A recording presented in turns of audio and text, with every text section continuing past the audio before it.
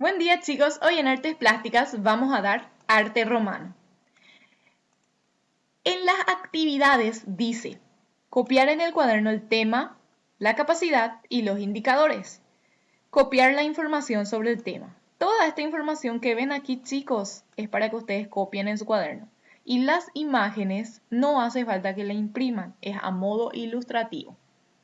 Tienen que también observar este video explicativo para entender más sobre el arte romano. Y este trabajo lo deben entregar, tienen tiempo para entregarlo hasta el viernes 22 del 05. Bien, entendido esto, pasamos a la parte ilustrativa y explicativa del video. Empezamos con la arquitectura romana. Acá tenemos el Coliseo romano y voy a empezar a explicarles que las arquitecturas romanas, eran colosales, eran grandes. Querían denotar toda esa influencia griega, toda esa magnitud, toda esa solemnidad. Entonces, por eso eran grandes y también utilitarias. ¿Qué significa esto? Que a diferencia de los griegos que buscaban la belleza ideal en su arquitectura o en sus diferentes estilos de arte, ellos que tomaron gran parte del arte griego, los romanos buscan que su arquitectura sea utilitaria. En ese sentido es que ellos crean los acueductos que sirven como unas cañerías para que el agua no se acumule en el edificio y pueda bajar.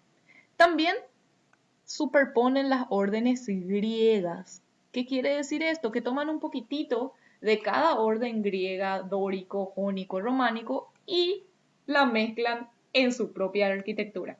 A diferencia de los griegos, ellos crean espacios cerrados, como algunas iglesias, bóvedas, además de las plazas, de los circos y también de los arcos de triunfo. Esto es muy importante de la arquitectura romana, ¿sí?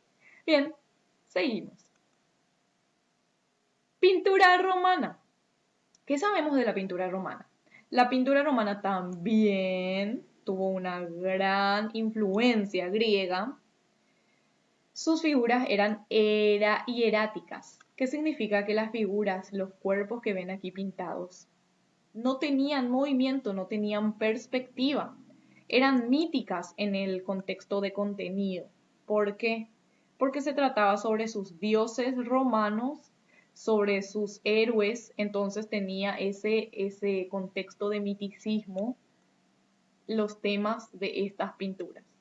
También tenían las anatomías dibujadas no eran apropiadas. ¿Qué quiere decir esto? Que los cuerpos podrían ser antinaturales porque justamente ellos pintaban sobre sus héroes, sobre sus dioses, entonces no correspondía al canon de belleza de la figura humana. ¿Entienden? Bien, seguimos. Los colores utilizados por los romanos eran planos, no tenían volumen, no tenían sombreado, no tenían luz, sombra, no tenían perspectiva. Entonces sabemos, pero eso sí, trataban sobre sus héroes, sobre sus dioses. Bien, ahora, por último, nos vamos a lo que es la escultura romana. A diferencia de los griegos, ellos hicieron bustos, muchos bustos. Como los griegos hacían figuras humanas completas de pie a cabeza, los romanos prefirieron los bustos. También, como podrán ver, bastante igual a lo que consiguieron los griegos. Pero ellos utilizaron el bronce y el mármol para poder fabricar como materiales para poder fabricar su escultura. Los retratos de héroes, de personas de la política importante en la antigua Roma eran muy, pero muy, muy comunes en las esculturas. Por eso es que ellos hacían los retratos. La política era un tema importante que, a diferencia de hacer esculturas sobre héroes, sobre dioses, ellos hacían sobre personas influyentes de su política. Y a esto se refiere con el relieve histórico narrativo, ya que ellos utilizaban el retrato para hacer figuras de sus importantes líderes políticos. Entonces, las esculturas colaboran con la historia, la narratividad de la historia romana. Queda entonces como un documento para la historia romana. Y por supuesto, para no olvidar esto, poseen demasiada influencia griega. Y bien chicos, espero que hayan entendido y eso fue todo en el video. Muchas gracias.